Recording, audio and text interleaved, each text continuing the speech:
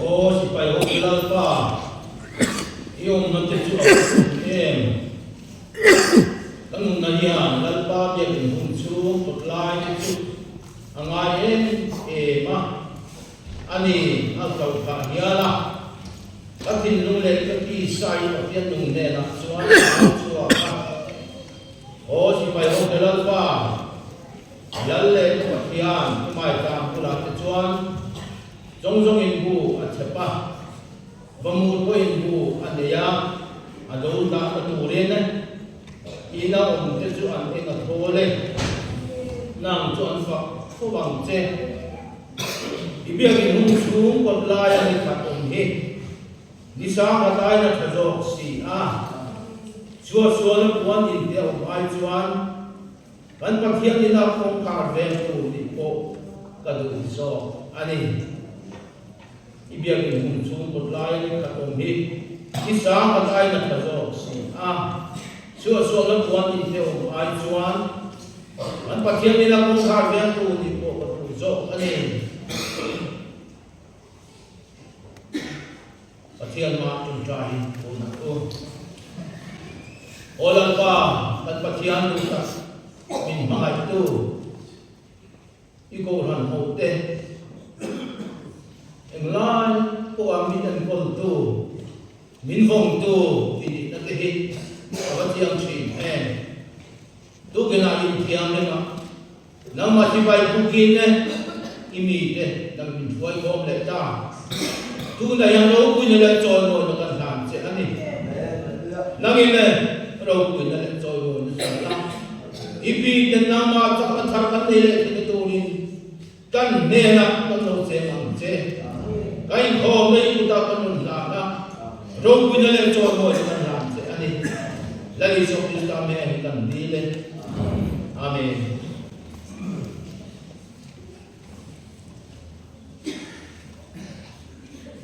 kohhran ho te Krista ningin ti bai kan bu che wani a ei voi ni poi mo a kan nei thin phat ko Pathianni ani a chuan ko bin a hian nei kan kohhran a hian i le ma committee te ko kan an in de a kina ani kon kun te an mang thì đó là tôi biết cái Inkhawm hi lâu cái điều anh ấy quan nên cần đó là cô nha thì cho anh em yên hồn cần mong anh Pathian cứu cần dân tràn cái gì cũng nga trang sổ bát đi trang sổ bát không cần ngay thả cần chia anh thì cho anh ấy tu na hian kan kohhran member ko tam bai si Donghingi Sûnna hun kan mang le ton ani a ei kumin na hian kan nan mang ti la so ni koi tu ma zo ni na kohhran member ke Sûnna hun kan mang don ani a kan ko ni sela kumin na hian kohhran ho te na thì tôi tâm tập luôn mình nặng căn thì cùng việc cần bằng đạo cái rồi chính là phải tuột choáng được tu sửa một số đấy đi mà được Pathian chuối na cần ngay Pathian thủ cần chia ra cần ngay thả chúng mình rồi choáng Christian trong một number giờ đi sum qua bằng cần sáng giải phóng lại chúng mình kan sang to chuan kan secretary kan so mga tu kan sun to ming te kan jin toi te lai tham kan nei chúng mình do chuan a sun na hun kan mong chung trong thế là anh dia ba so lo lan le dia kan trong trai na kun ma nga chúng mình do chuan so lo so le na nguồn nung tua kèn ti trong in na kan som anh in la sa so kan bol so ti trong in ko ra ka tu koi mo te aron kon chun som chuan chu mi zo chuan la Christian lamun number som ni na hazai kom lai kan tale anga chu mi chu chuan thing pe kan la khom do ni kan thil pe khi TLM lam kan ho tu ba bi ge chungan lam la nei anga an ti tu te chu chuan ha do ani pathian tu lo ngai tha ang tu chan tin tha lu ka zia bunga đang sồn bằng đi lệ sồn bằng thô mà với đi phá qua Pathianni anh đi là đi tọt khác chỉ làm bằng chú làm ngay là đồ anh đi tin hết đi anh đi có bậc ta online ngay để mi bậc khác phá bùng mi học mà anh đi chuan đi chuan lồng phật mù lấy gì na bậc cô ba lalpa ilu chuan mi thiang nim thei ati ngen chiama inani chuan an pana atika ka tu lo thiang nim to ang che ati tin chocolate chin na khal chu alo le tang ha la tin chocolate chin a khal chu alo le tang ha la pathian chon noi na pathian la number jadi semua penganak dari kaum lain minta kini kan saya lah tanta atwa sadangan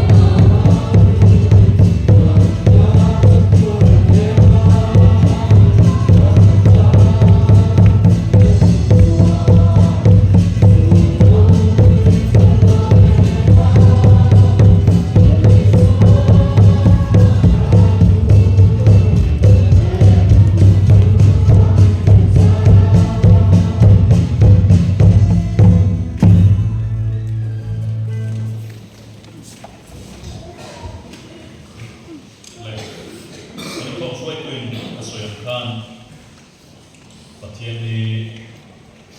với thùng mà zone thì nên một phần sự đã hùng cần mang à mà đây là mặt chuan Pathianni hiện cần cho tụ viên lâu thêm một cái sạch suy na làm suy lòng quên cần phiền thiệt ô hiền ai anh sự tiền chuan với nhà hiền cần cầu sanh nên bật tụng tập đi suy luận đi nghi Sûnna hùng cần lâu mang lại tốt à tụi nó hiền em Sûnna hùng nung cầu sanh tên cần sama tụi hiền ngay coi mo còn có cho nó Inkhawm thế lại có sự mà cho nó Inkhawm có cần lót đi cái gì không ai ta kén nó cho nên làm gì vậy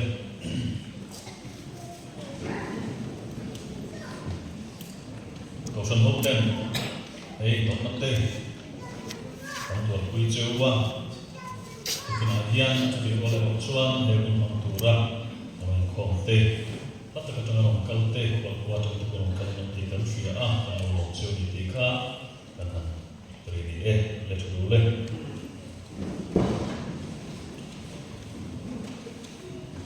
isi Donghingi chân chính các chiều rồi hiền Sûnna hùng nông thủ riêng rồi cái đầu này liền là sôm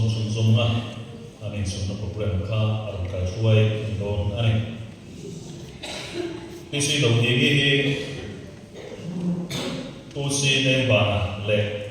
in se mi te fa parian ani turin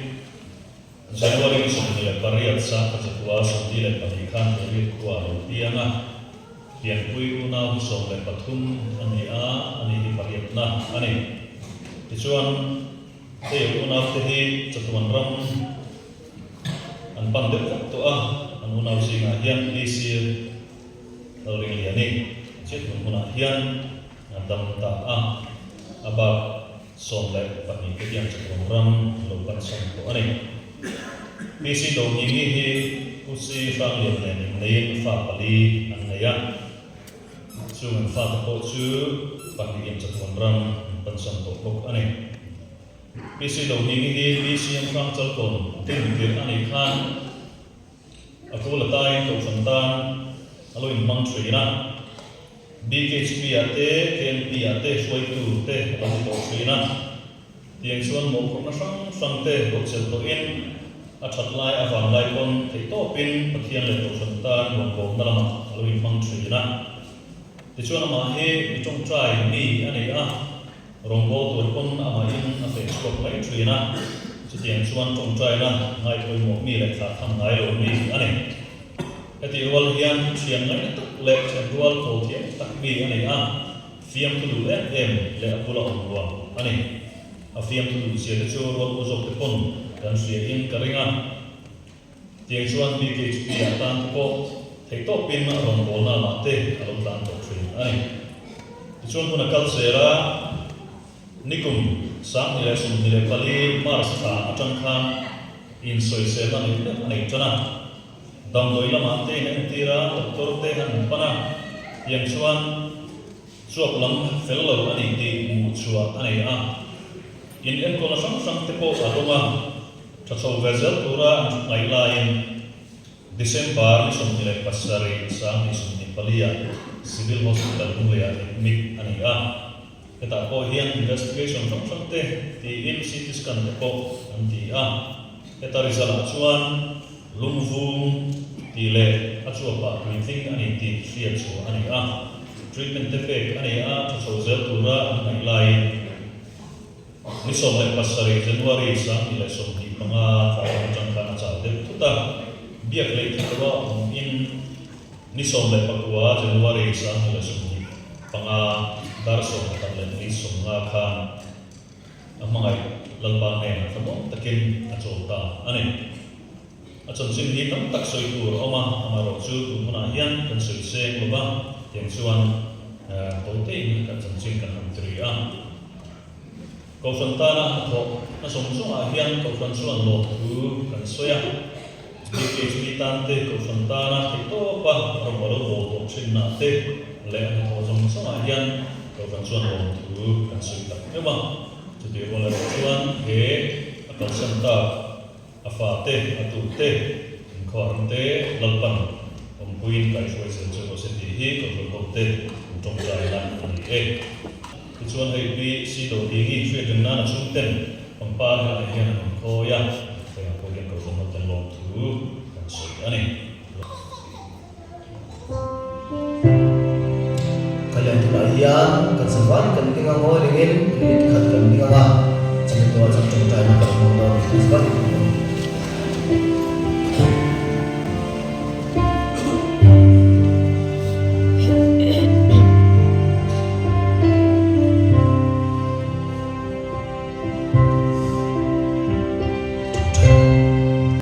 Hallelujah Tuhan tu ikhwan yang rumit termai kan jangan long tu kan soya Tuhan sih kalau dia buah itu zong mensuai kau letak long tu kan soya kau ani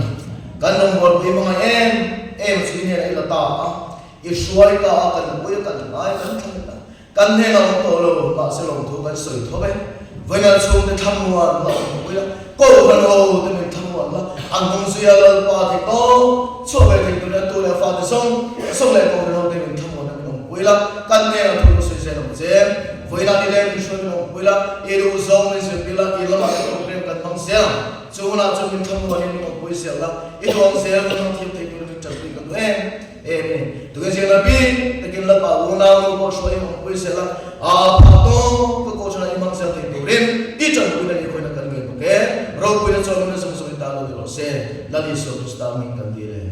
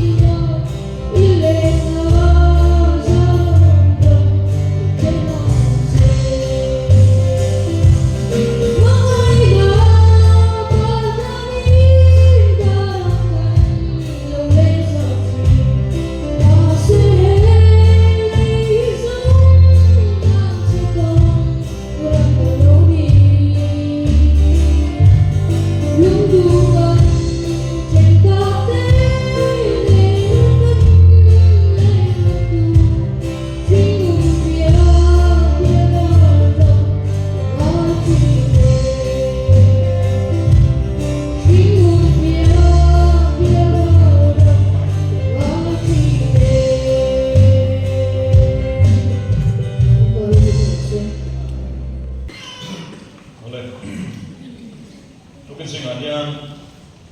kual kuat nga Inkhawm te kan politik zirlai te kual sun kohhran sun po kual sun kohhran member nilai mek te po tharin lalpai sokrista ngi chibai kan bu chewa itu kan singa hian kontur kan nilen wala zitong try Inkhawm soi tur te kan puang masaperanga nisom nilai pasari khotran zinga upa eflan sanga nisom di pariat thola ni zinga ike ram tuange mami nisom nilai pakua nilai ni zinga upa tilon tunga nisom thum ninga ni zinga PPC bandal fakir nisom thum le pakhat zirto ni zinga rombol tu si chal tuma February ni khat in rin ni zinga PC lo humoi February ni ti Pathianni zinga PC lo tan lian te ani do na ne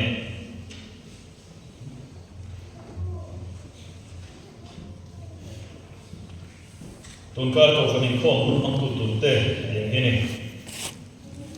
ni som ni le pakua ni lai ni za upa eflan sanga February ni khat in rin zana upa zelal piana February ni Pathianni zinga upa esram suana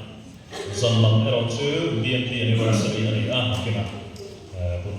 an mandan tu te kan tuanga Inkhawm soi tu upa f changlu ta ani nga solo tu te ro chu worship committee arwam anna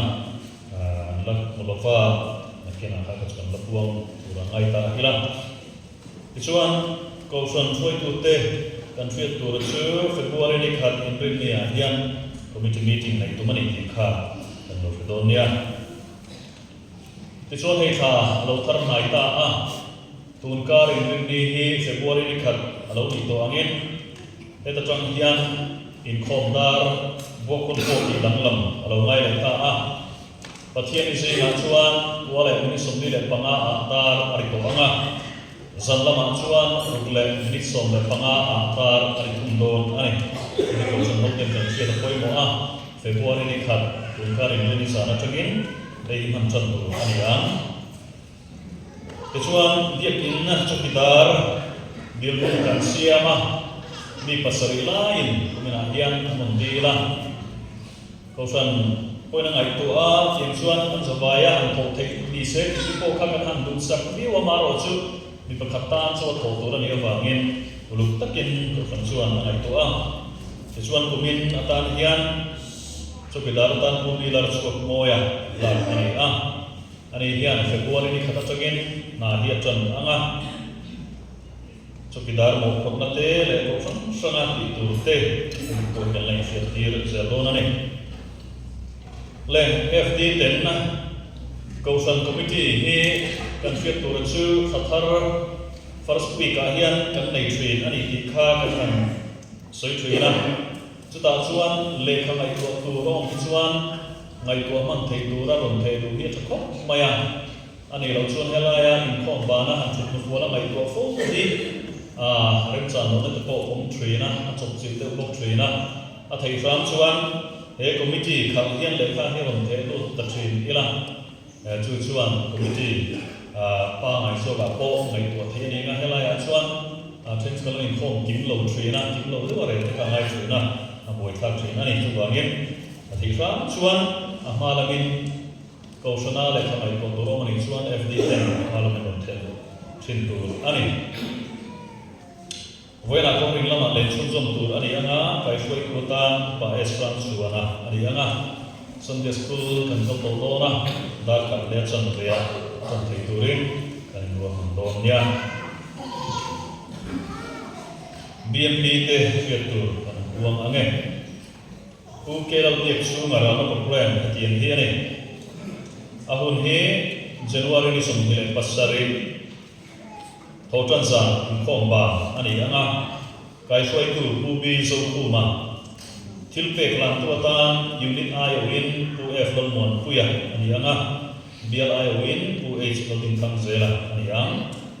tu soi tu te tangbal PC lon mon oma chung ko ai o tengin ani pokanga kinan ko piang tan soina hulong don bok ani program man so hian anniversary la rem tu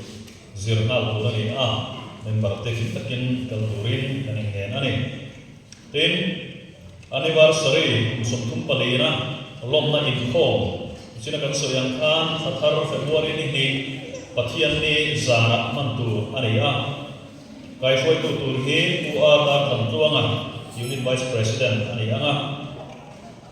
tu cha soi tu ta u lan fiata and finance secretary BLBMP ani thungdon ani chuan sai pol te hi BMP te BKHP te GKP te an soma lekha lam man lo chiwa hei hi somna lo mai sak don dia tiang chuan sai pol kha BMP BKHP GKP te ani profan committee te po sai pol a soma ni chu la kan sur de ngai ko ni nele solo he worship committee roman angin ani thungdon ani Pathianni sana yan Inkhawm bana yan thik pui le social tu tak ei tu long don ani chu tam thiang karin khom turin ani ne na la chuan BMP te le kha kan un pe man dik chu wa chu tu bangin he ni wala Inkhawm in di la te tholom te po in di la ka tong sak chu ni dia kha kan in fiat tir na de ro se on kan lo pom mai don nia chuan February ni BWA de kha ni BWA de yang khan tholom ko headquarters salut tu ni zan lam pang ko kha BMP chang tu kha ne tong chuan chang dong ta lo ni chu ne Sunday chu tholom ko ni sela thalam ani ane BMP lam zel ni January ni som ni pasari an tu sa Inkhawm program ani in ban tharma Inkhawm man tu ni soi tu pu la parang ente speaker ang bab PC lal muan oma la thang turin pu PC lal famkima tholom fam turin pu PC lal moya tholom lang tu ta pa ilom tu nga senior advisor bible siap tu te pu arlal al soma pu si lal zui moya pu f lal nun puya pu f lal mai sana pu f lal liana pu zero thang puya pu b lal nun moya ani don ani solo turin pu arzo mangaya zai thian thar ni don yang hei BMP tu bon soi rual ani ko ka hei chu suai tu kuta om thung don ani chu BKHP te fiat tu PC Donghingi rama program tham tu ani ahun he zanin Inkhawm ba ani ve thung don ani ahun ero chu PC Donghingi ani suai tu pi LH ro chuami hasako na omanga kaum kohhran tia hi thansa ani ti chuan hun sel omanga hi kai foi tu ta don ani rama thil pe klam turin pilon ning moi sailo tu soi omanga chu kolam tangin ani tin adu piang tan bokdon ani tin hasako na bokanga sunglam Jerusalem tharki tikha among thansa poka amai ro chu thansa pa hi chu saktur tina chu nilawanga atam thayang terzai ho na po nei turani BKHP tebok Pathianni le ni Sunday Sûnna hian BKHP ten sum tuak fe chua nei tum ani member te hi kan fiat tir loka program tin chang ero chu lain fiat tir turani GKP fiat turte GKP Inkhawm program Pathian hi ani February ni thum sang ni la sum ti panga tho tan za ani daru kan tikio maya ai tin so de population panga kan pong zo chi ni kan lo fedon nia kai foi tu nulas kali adol din thari tu fil tu rongol tu f rin nunga solo nula LH lo tan sangi bible siap tu te nula ti lan ne pui nula ke lo tu zuali nula ar lo wat fili tur ba lo mun moya tholom thon tu te nula ti lan muan pui le tangba f lo din puya tholong nam tu tangwal ke vanol khoi zera group zai marka group te ani anga huang puatan usi lalro wa uya tafil turin nola jali h din nei secretary hena jongin tupuan ai ta ani anga chongchai wa omanga khoi tu ta omang tin khatan turin tangwal h tan diana ni don ani Inkhawm ba refreshment tu ta ko dona hi TKP tem minan tan da angin TKP Inkhawm ba na refreshment ang siam ko dona ni February tha asa turte leader tambal bi lo tung liana assistant leader tambal h lalwat tika nulal te pui nulal thanzabe nula h loading pui nula el dite hi February tha asa turte ani don ani ichuan Pathianni kai chungri chung try he February ni Pathianni le ani dona taidar ni le ni sumdi panga chan tu ani anga kai shwai tu pusi la ro ku yale nula ardal din tuanite ani don ani eta hian chike pitam te ber kal turin ani so ani le kam sinaka kan theiten ni a wang tu da long ni chuan zan lama kan sum som le don ya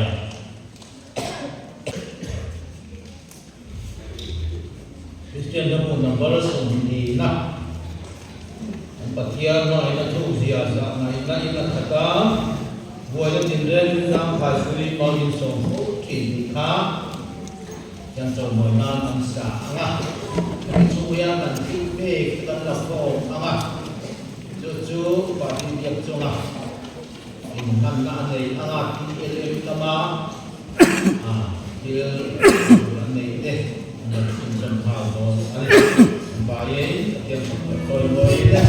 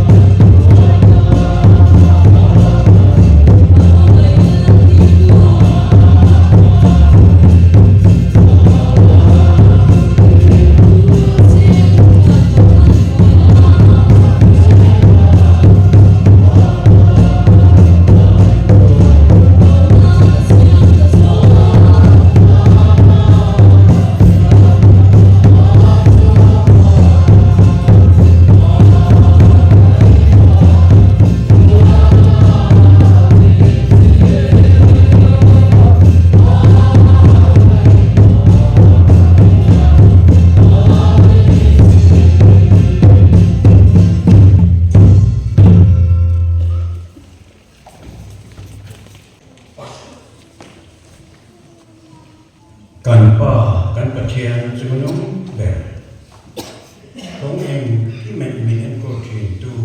cái nia Inkhawm để hôn đó đặt BCM Sunday vào hiền nên là đồ thủ vật số ye để chúng ta làm mình hay program đó trong tất cả những mong tu nói hiền email số mình đang cần tổng sớm để bài cái này ăn thì làm cái không ta thế thì làm sao là lễ hát thì thiêng riêng đàn của ta cái đó năng in công tin đấy in em có tôi sẽ phải hỏi sẽ cái hun hi rồi bây giờ cái mình thấy nó lệ thế cái thọ lòng kinh hi ta là rồi bây tất cả những chuyện tôi sẽ phải in cái là bài số bây giờ mình thiêng thì mình in này là cái là vậy.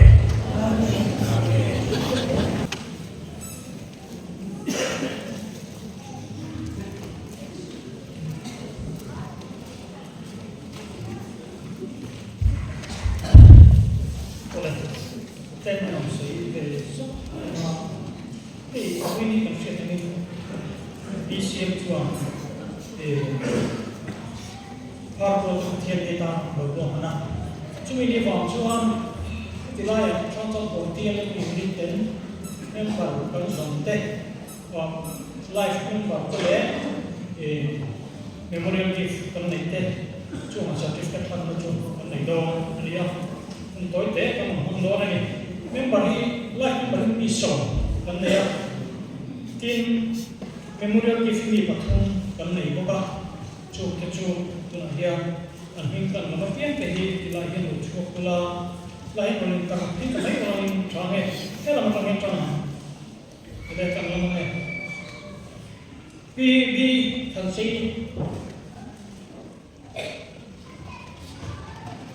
mi so hia bi la ko ta Joseph bi la ko ta ông chuông coi như thế nào bi là cái gì bi xí con té cái gì anh cái là cái một tên này nó bị xì à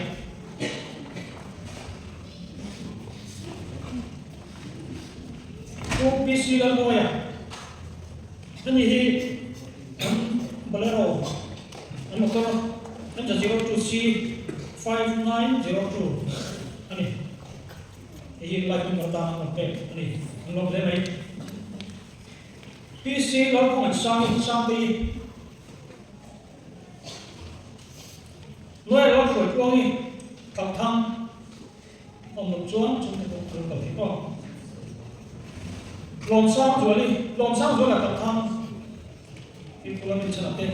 ช่วงกว่าอันนี้เรื่องรวดฟรีกับทางผมก็จ้องให้กับผมที่ก็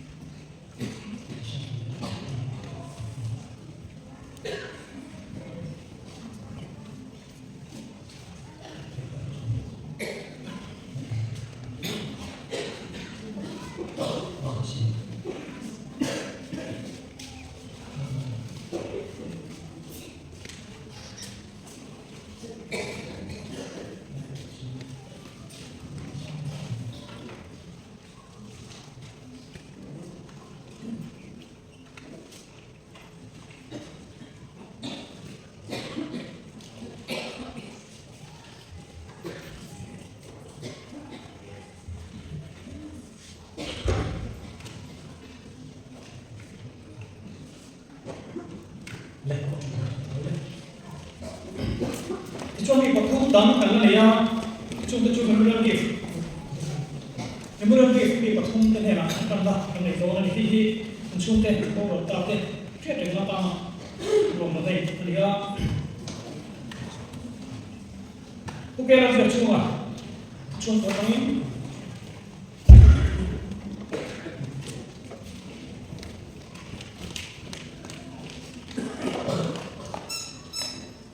ผู้ชี้ฟังไม่รู้ช่วงตัวนี้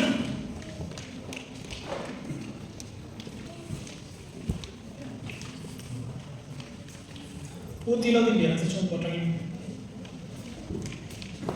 có lẽ công việc các cần đồ về lúc này thì tia lên còn đồ nào vậy member thì thấy nó không thui cả mấy cái đó mà life member thì team petrol member thì sẽ lên founder thì cái anh ấy thấy à cái anh thì câu chuyện quý tên cái ngày cuối mùa cái còn đồ nào vậy thì tốt thì cho cao một tí khác còn mình sâu vào anh ấy rồi xây tu kan so to anga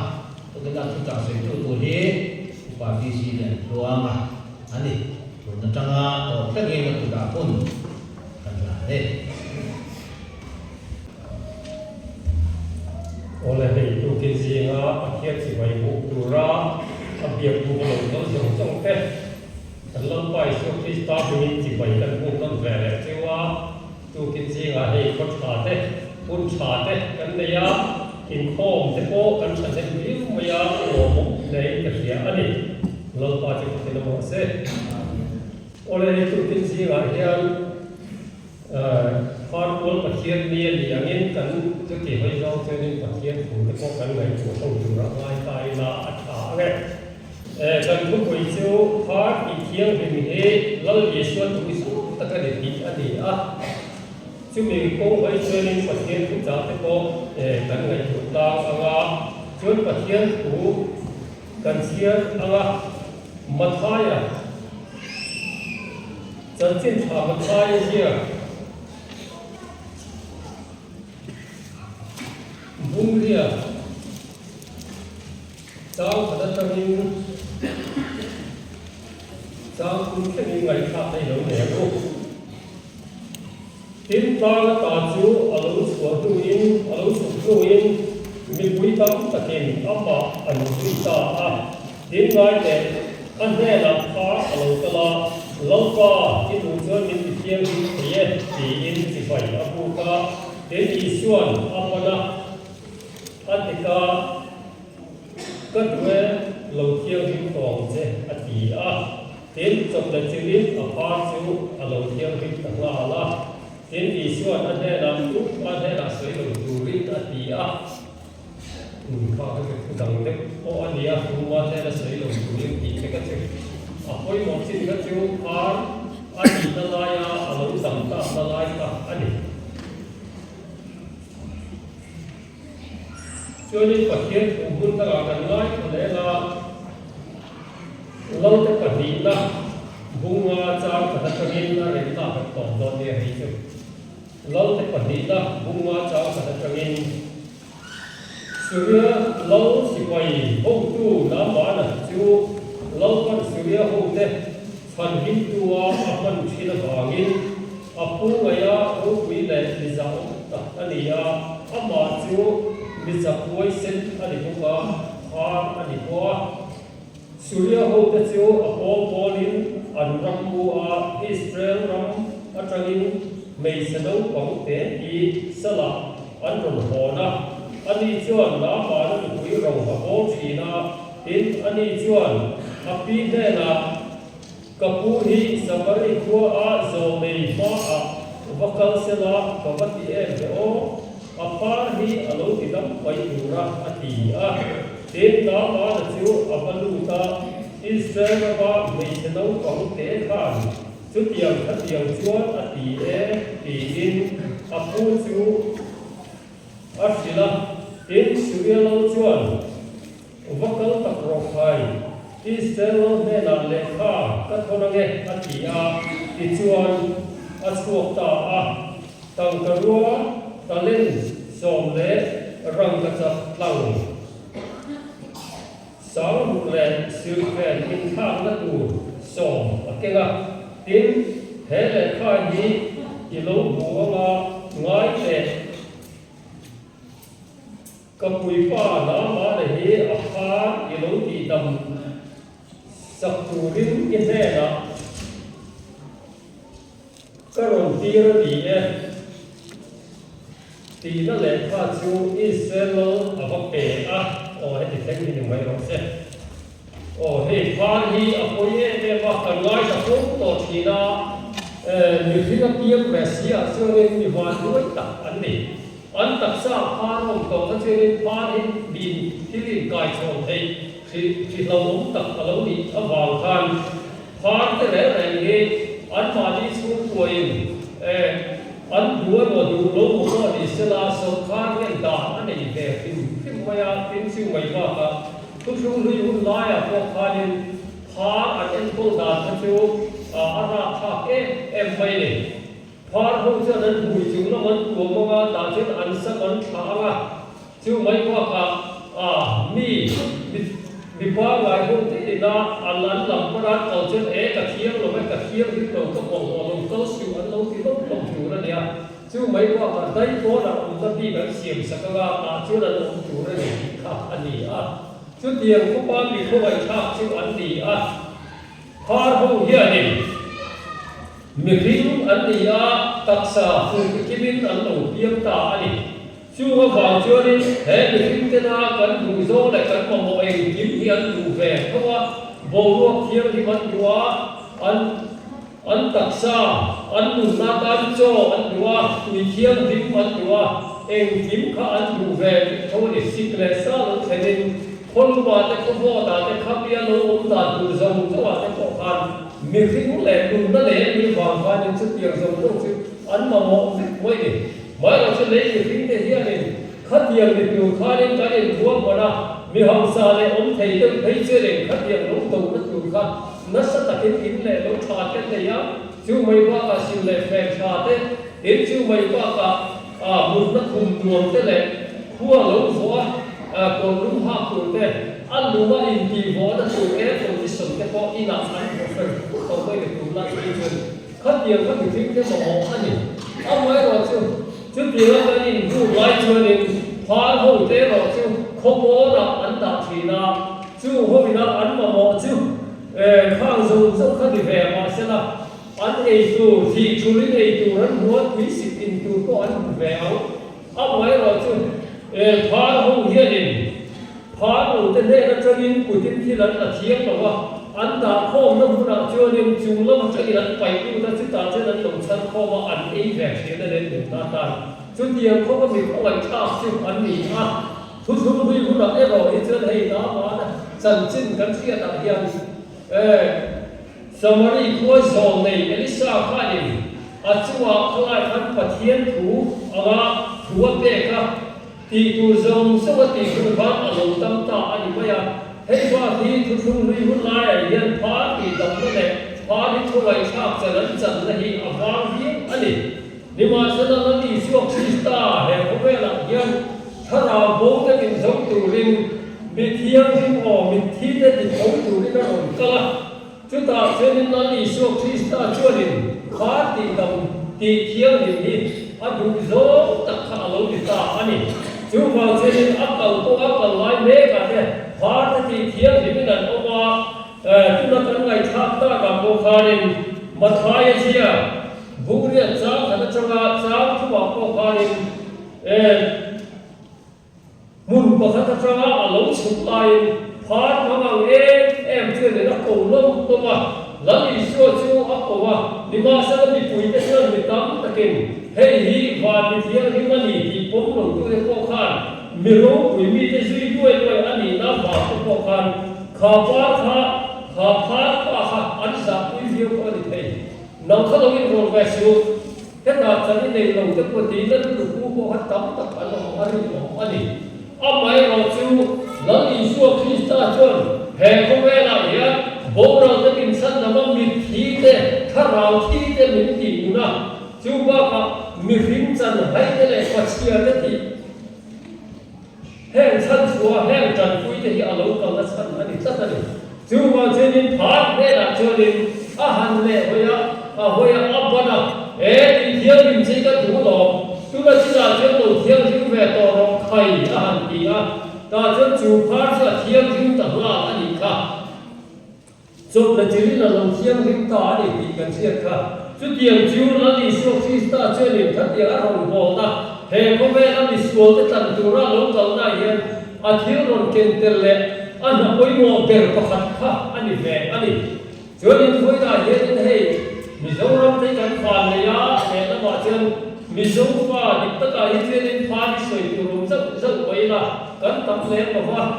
กันยืนรู้ว่าที่อัพพงเล็บบอกว่าเห็นอะไรเวลาจะให้เส้นเราผมจูหันเฮลสนจูตะโกขัดตู้หมอค่ะอันนั้นเล็บเราอันนี้จุดเดียวระบาดเช่นกันว่ากันฟันนี่แหละอันนี้ไม่เราจะรับเช่นขนาดชดอันตุยตั้งแหละ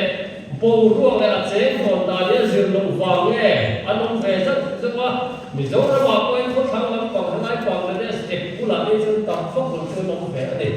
อินชื่อไม่ว่ากับอินเดียเรามีพาร์ทกับนักเรียนอันนี้อยากเขาแม่หลักเชิญชื่อตาพ่อเชิญเละระบาดเชิญพาร์ทที่ยิ่งต่ำเลยตัวให้เชิญสวยทำอันนั้นหลงไว้ที่อันนี้ว่าเราเชิญจะไว้ที่เด็กฟอกพวกจะเสนอลงก็ต่ำแบบนี้ทำชัดเจนหลงอะไรหลงอันนี้จู่มีแต่จู่วันไหนเนี่ยเราที่เชื่อคริสต์ได้นะเมื่อไงจู่มีแต่เนี่ยนั่นจะทำตัวเลยอันตาละชัดตัวเลยอันพาร์ทที่อารมณ์ดำนั่นตัวเราอันนี้ติดมาโมเดลวิธีการนี้ได้ว่าเองนี่กันดีเวทียังกันดีตัวนี้เราที่เชื่อคริสต์เมื่อไงเนี่ยนะเองกันมองผู้ที่วันไหนเนี่ยกันยังไงตัวสิ่งนี้อาปุยโมอันนี้จู่ว่าเชื่อเนี่ยที่ดำที่จู่นั้นตู้จะเราที่เชื่อคริสต์อันนี้อินเดียเราหมายถึงพาวันทำกันไล่แต่ว่าให้บัพติสต์ของกันเนี่ยพาเอ็นโตบิ๊กไลท์กันเนี่ยตูนมากันที่ตอนเช่นครับคุ้มสามดีเลยปัญญาจังคารินกองทัพตั้งแต่มีนั่นเขาทับเด็กตาบาเชนินกันจันทะเลอาจะเกี่ยงเชนินบัพติสต์ของกันเนี่ยขัดที่ลำกันไว้อันนี้จู่ว่าเจริญอัปปงเฮตุเย่ว่าเฮลัยจะทอเฟสสันต้องทอเตขัดเดียขาดอักเก่งตัวเล็กอินนั่นสอนนักขัดหลงวายตาจนตรงทำตาเจริญเอาวัวกันเช่นขัดเตะมีเช่นขัดตะโกกันมีทั้งจิตโตลงจะโกอันนี้เทียเอาไว้เราจะพาตะเดนเราโหตัวเฮนินปัจเจียนเมื่อไงน่าจะกันทอเฮียว่าคุยอัปคุยโมดีตัวจิตาเชนมีพิมพ์ตั้งไงตัวน่าชวนกันที่วางลงเต็มว่าที่เราเอามาดีคนจะตีที่ไม่ละจังกายเสียวแล้วเราไม่หันตีนั่นไม่ถูกวิวแต่ดีกันผู้ไทยพบอันนี้ท่อขัดลายพัดมิโซรัมบวยได้ที่ไม่ละสาจะพุทธสมุนเลยสมสรีเลยสมเรียถึงการโดนเวลาในการวันสิบิสเด็กเองที่ตั้งกันเอามาดีสิ่งใดไม่ละเช่นขัดเพชรเชื่อเลยคนมาลายวันสิบิสกันเวียนเวียนต่างว่าเช่นขัดเทียเลยหลายครั้งอันพวกเราวันสิบิสลุยสปีกเกอร์ลุยเขาใช้ภาษาอะไรดูแต่เชื่อเลยอินโคมแต่ปะเทียนถูแต่พวกเขาใช้ปุ๋ยสปอร์ตอีเวนต์นี้เลยแต่เชื่อเลยถูแต่ข้าเราเสียโตลงแต่ข้าทำข้าวอันโตลงแต่ข้าอันเป็นสีฟ้าอันเดียวข้าจะว่ารุ่งเรืองเที่ยวจุดเดียวจะหลงมัวถึงว่าเชื่อเลย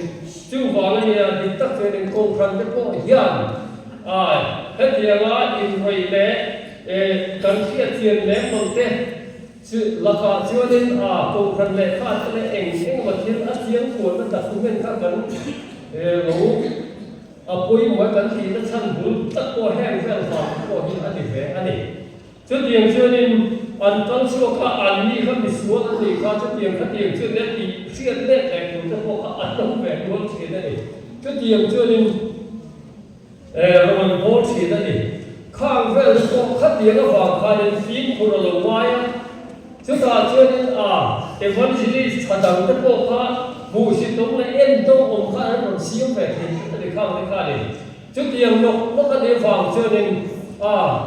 เรากันลงไว้สันตากันลงไว้ตูนอ่ำตะโกนกันลงไว้ตรงตะโกนออกมาเดียงเชื่อนี่ทิ้งตั้งตะขาอารมณ์มันเสียแบบไทยอันนี้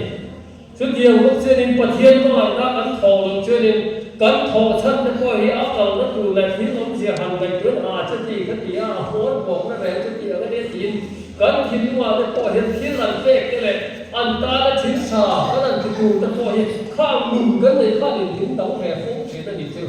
นี่มาเสร็จแล้วที่สุขที่สไตล์เราคือนี่ปุ้ยสารตั้งตะเกียบอันซุยไล่ข้าวเลยอันที่ตีดูนั่นเลยอ่ะมั่งไงนะครับข้าวอะไรชูเราข้าวห้องข้าวตั้งสองชูเราว่าพอได้ละจนก็ด้วยเราเทียมทิ้งตรงจะตีนอันวันนั้นตาช่วยเราเทียมทิ้งตาอันนี้ค่ะจุดเทียมชูแล้วดีช่วงเมื่อไหร่ก็มันพอที่คุยมาเลยตีนข้าวตามมานะครับอันไรตัวตาอีละ มีโรควิตามินมาเสละอัพผ่านทุกวันคันอันมาทิ้งลงพวกว่าอัพมาคำนี้มูลว่าให้เชื่อในสิไปแล้วสุริยะสิไปห้องตู้อันรังสรรค์กุระปะเทียนตัวที่มาเสละมิตรวิตามินตัวและจันโตคนละหน่วยนะครับอันนี้พวกบางทีข้าอันนี้ของอันนี้จูวางตักเจริญบวยวิไม้ค่ะอันนี้อันดำมาตูริมเล่าเจริญอิสราเอลสมัยคนเดียร์ข้าเรียนเลขาอันพระนิมาเสละชีวิตอันเลขาเจริญเล่าเจริญทิมริมจอกตาเอลิซาเจริญโอ้กันเดียร์มันที่รู้ละสมัยเย็นโจเนอมเดียร์อาเขวันเขวัยโตละหลงตีนินอักวะนักกีฬาเจ้าหน้าหมาเนี่ยจะพัฒนาก็ตามหลายจนจงตั้งตัวอย่างไว้สระจุนบัวรอนักกีฬาซึ่งมีตัวเจริญอันเขาตัวเขาอันนี้ว่าอ้อยแต่เราเนี่ยสิไปจะเขาสิไปรู้วิธีไว้สิไปแล้วก็อันนี้ว่าอ้อยแต่ว่าพาหลายจังหวัดเนี่ยนักกุเตะแท้นะว่าเองก็เตะนักช่างตัวนะว่าปัจเจียนนักโตว่าชุดตาชุดเตียงชุดนี้กินน้ำโตได้หมดก็ตีสินแหล่ตีนอัดที่เป็นวันแหล่เฮ้ยสุริยะระหว่างกันสุริยะระหว่างกันเนี่ยอ่อนแหล่กันชุดตาอันนี้ชุดตาเชื่อดินเชียร์รอแต่ข้าอันคุยหมดแต่ก็ขาพัดกันคุยถูกข้าดินกินน้ำตุยนะถูกเบรกเอาไว้ที่ถูกขันอัดที่ลุงสักตักไว้ในเห็นข้าตีดำเอาไว้แผลซักเมื่อไงตู้เชื่อดินกับผู้โจเลยข้าดินทิ้งนั่นสักตักตีดิ้งตุ้งจะเสร็จแล้วอีกติดไปยังติรอตุนัติโรอดีตอาหารสักลงไม่เลยก็แล้วจงรักลุยยิ่งเชื่อหักสักเห็นแล้วติโรอีกก็หลังตีนั่นแห่ว่าส่วนคุยกันนะครับตุนักโกขันจะโก้เย่แล้วอิสุคริสต์ดำนัดจันตูรินดำนัดจุนัดอิสุคริสต์ฉันดำนัดจุปัทเทียนตาดีฟ้ากินเกณีดีไทยอันนี้ละว่าปัทเทียนอยู่มันเป็นกุศลเลยว่าที่จะดำนัดไทยเอาไว้เราจะกันจังไก่และตัวอะไรกันที่ตัวช่างกันไหนตัวตาเยละสมัยเบเชียเตะขาเองอาภูฮีอัดดำนัดตูรินโซในกองหูระขณะคุยหมดตาเนี่ยอัดตีอยู่ระตีตีตาจ้ากันเสียเห็นน้ามาเชียร์รอเทียนอันนู้นไว้เราเชียร์รอที่อันนี้ใช้รอตะกันอันแค่มาก็เกี่ยวกันอาภูนู้นไว้แล้วตัวระไทยปัตโต้ป้าอาภูตาละที่หลังแกดูสักตาอันนั้นค่ะอันเราไว้พวกกันเองจู่กงจะข้ามอีเวนต์อาเชียร์รอแต่นั้นที่ฟังกันลุงโอ้ยกินนักต่อตาโจตันเนี่ยเจริญไว้สนิทอาจุกินที่มาอาพาร์จงจะเชื่ออันเราตั้งตาอันนี้ค่ะทุกท่านเช่นฟังกันจักตอนเล่นตั้งแต่บุกแต่ถ้าเดี๋ยวกันชิลดูแต่ก็เองข้านะทงโนโซเก่งพวกเขาชุดเตียงโพสิเซนเราเลี้ยงเราเป็นพาร์ต่างด้านการเล่นอันหลงกันอะไรนี่ว่าเสนาข้าวจงเซนไล่หลงกันปัจจัยที่ที่เห็นนะเจ้าโจเลยต้องตะกินอัดชัวเจ้าหลงเป็นตาเจ้าหลงตั้งเวทาอันนี้ค่ะแล้วอิสุคริสต์แห่งพระเวลาอารมณ์เทียนนะแห่งพระเวลาโรงละโรงไล่ข้าเล่นจุดนี้มีประกันเป็นนั่นข้าเอามาอัดถมทุกกันเสียเชื่อนี่ตาจะเสียบอกอันนี้ละ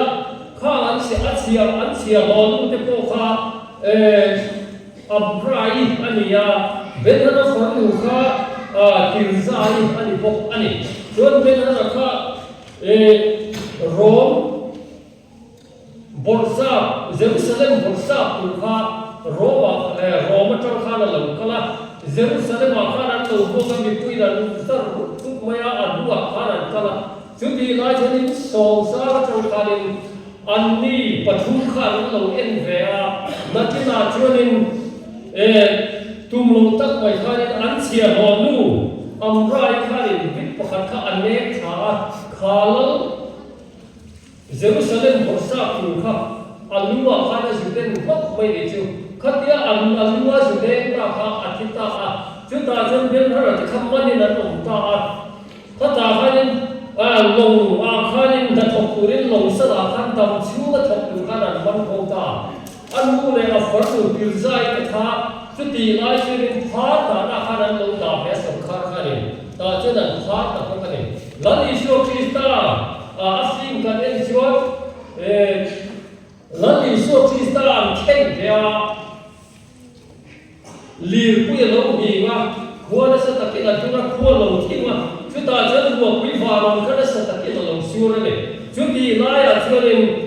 bên đó có chúng ở sáu tòa nát trong khá là lòng chua cả ăn u thế khác lần đi siêu Christa cầm nào các bị sinh ăn pana lần đi siêu Christa cho nên ăn khen về đi khá là lòng đi ta cho nên buồn là ăn khen chuan khá không phải lòng tim mà khá nên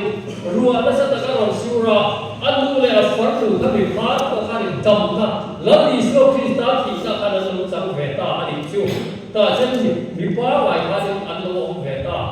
cái đi qua hiện nghe đi các chị cũng là với lại nghe nên các chị chủ chú khá với lại cái khá nên phá rồi bỏ đó là mà chân hệ sáng nó còn BCM qua hiện phát sơ nó rồi bị tất cả này gì các chị cái mà bị là phố ta khá nên khá certificate thế member mi số rất tu kinh sĩ khá nên đâu các cần ổn anh ấy khá nên rồng phá can rồng ngàn thô na đi mà sẽ là cả ruộng bò na để mỏ khởi ngay in thì về thế thì duy tu ha cần đi có khả năng ăn thật không vậy mai rồi thì Christa mai tất cả ăn đây nó rồng bò của cái nên cần viên lúa các nhiều cần lủng nó nhiều đi quên cần bó áp cho khá này tất mấy này rút hi nào mình tên phải hậu chú cái nào năm cái này là cao tôn ta cái mông chân u nắm mà đi nu lệ qua chân mà in chặt lại hiện đủ lại in cái gì lại hiện kiểu lệ cũng kế rồi dù tay nó mà họ đó đấy thì in là mông chân này là thủ ẩn thế nhưng mà sẽ là mông chân phải đi xuân chặt xuống in cái pi cái trà lồng chất thì in ăn của tất cả nó chỉ là chưa lên voi tắm tất cả thì là đủ khan voi là như in chặt lại in mà sáng cùng tập con lâu mà in nu lên qua tới đây là chỉ cầu chú xin ta trả cái rồi sẽ tay mà các lão tu đại hiện in ta in pha in sinh lệ to nên là ta là trái cái tục tổ và nó bị xây thế là có thể là cần sinh tổ to nó để chú vào thế nên ta nên cuốn lại qua hiện ta là chặt đủ để cho đi in ăn thịt một là nó chỉ là cho nên ổn cái rồi cho nên bia phô qua kia sân ta kohhran rồi bò đấy chứ tiền trên về cho nên mấy rồi bò phá từ đây là cần phòng bò đấy thì quay muốn ta cái ngày của tèo chút tiền trên cần thiết thì tụi thiếu cần ngày của cho nên cần mình hiện đến có vì nó tất này lém mà mình cần thì tụi thì số cần